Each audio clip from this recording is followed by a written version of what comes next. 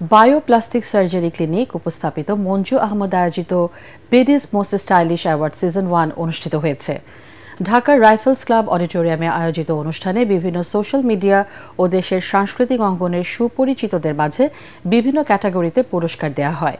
পুরস্কার তুলে দেন চিত্রনায়িকা রোজিনা। এতে চিত্রনায়িকা অপু বিশ্বাস, পূজা চেরি সহ অনেক পরিচিত মুখের সমাগম ঘটে।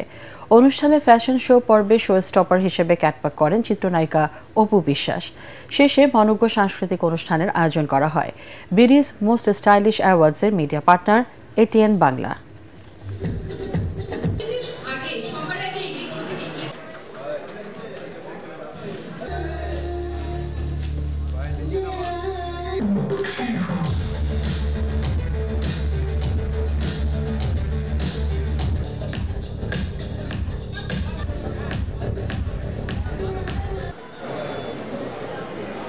লাগছে স্পেশালি আমাদের এই ডায়মন্ড